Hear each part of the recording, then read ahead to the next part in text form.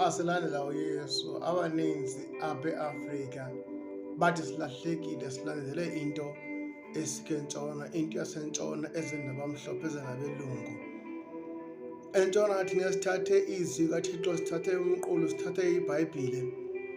Abaninzi abalapha eMzantsi, abalapha eAfrika, abantu abamnyama bathi thina silahlekile while ezibona bathathe iSmirnoff, utywala komhlobo, utywala komlungu ufike ngo-1818. Bathatha ibhizi, babize bazintsimbi, babize uba sisidanga, benza amasiko wabo ngezinto zasentshona.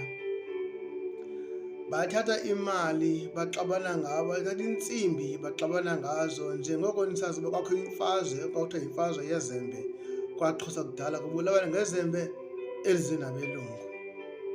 Thina abantu basinze sithathe nje umqulu, safumana uThixo ngawo ngumdali wezulu nomhlaba, saziyeka zonke iziminofu kuba singafuni ukunxila. Mawungahlaselana umakho izinto ayikhonzayo, banintsi abazosuka entsingiseni babuyele kwizinto besuka kuzo kudala, bathi babuyela koobawomkhulu babo kanti babuyela etywaleni abelungu. Bathi babuyela kwiingcambu zabo kanti babuyela kwii-idols, kwii-gods, kwizithixo ebebesebesukile kuzo. Bathi bashiya into yasentshona kanti baleqa ukuhlala esonweni.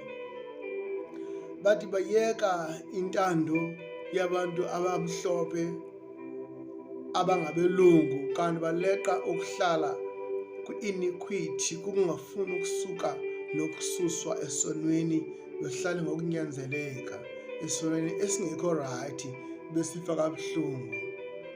Bengaphileli bona, bengenzi intando yabo, benza intando yesono. Bathanda ukuhlala besenza into efunwa ngabo, enqwenela izintliziyo zabo, noxa nje ingamkholisi uThixo nabazali babo.